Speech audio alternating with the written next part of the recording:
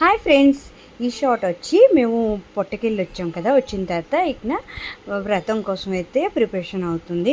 మా ఇంట్లో అయితే కేదారేశ్వర వ్రతంకి పెసలు బూరెలు చేస్తాం అనమాట. అదే ప్రిపరేషన్ అవుతుంది ఇక్కడ పెసలు బూరెలు అన్నవి పెద్ద పెద్దవి చేస్తారు. అది కూడా 9 అనమాట.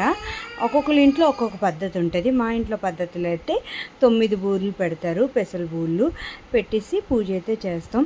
మా ఇంట్లో అయితే సింగిల్ హోమ్ కాబట్టి ఓన్లీ లేడీసే ఫాస్టింగ్ ఉంటారు. ఫుల్ డే అంతా ఫాస్టింగ్ ఉండి ఈవినింగ్ అయితే కేదారేశ్వర వ్రతం చేసుకొని కథ చదివేసి కథ ఆలకించిన తర్వాత మేమైతే జగన్నాథ స్వామి గుడికి వెళ్ళి దర్శనం చేసుకుని వస్తాం అనమాట. మా ఇంట్లో కేదారేశ్వర స్వామి వ్రతం అయ్యేటప్పుడు ఫ్యామిలీ అందరం కలిసి అయితే చేస్తాము. ఎక్కడ ఎవరున్నా కూడా ఆ టైంకి అయితే వచ్చేస్తారు.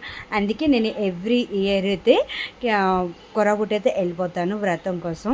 నేను పెళ్ళైన ఫస్ట్ ఇయర్ నుంచే స్టార్ట్ చేస్తాను అనమాట ఈ నోము అయితే. ఈ నోము చేయడం వల్ల చాలా మంచిది. దీనికి సంబంధించిన ఫుల్ వీడియో కూడా చేశాను. ఎవరికైనా ఇంట్రెస్ట్ ఉంటే కింద లింక్ ఇస్తాను. ఇప్పటి వరకు ఎవరైనా చూడకపోతే చూసేయండి. ఫుల్ వీడియో ఏమేమి చేసామన్నది ఆ వీడియోలో అయితే ఉంది. ఫుల్ డే వ్లాగ్ అనమాట.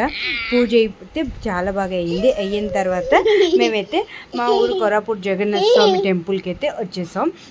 ఇక్కడైతే 365 దొత్తులు దీపాలు ఉంటాయి కదా, అదైతే ఇక్కడ పెట్టుకుంటాం అనమాట.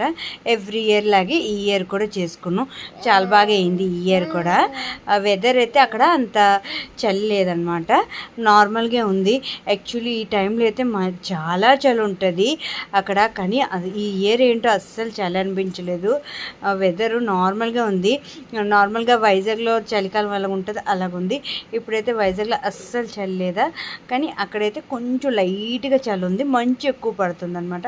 మేమైతే మొత్తం అన్ని దేవునికి దర్శనం చేసుకొని దీపాలు అయితే పెట్టుకున్నాం. పెట్టుకున్న తర్వాత లాస్ట్కి పలదానాలు కూడా ఇచ్చాము అక్కడే అనమాట. కోళ్ళ ముత్తైదులు వస్తారు కదా, అక్కడే మేము అందరికీ పలదానాలు ఇచ్చేసి ఆ తర్వాత ఇంటికి వచ్చి నైవేద్యం తింటాం. ఫస్ట్ అయితే మగవాళ్ళు ఎంతమంది ఉంటారు కదా వాళ్ళందరికైతే ప్రసాదం ఇస్తాం. వాళ్ళు తింటారు. తినిన తర్వాత మేమైతే తింటాం. నార్మల్గా అయితే బూరెలు చేస్తాం కదా పూజ దగ్గర, దాంతోపాటు సూజీ పాయసం ఇంకా పుట్కిలు చేస్తారు. అవే తినేసి నైట్ అయితే పడుకుంటాం. అంతే ఈ వీడియో. ఐ హోప్ మీ అందరికీ ఈ వీడియో నచ్చింది అనుకుంటా.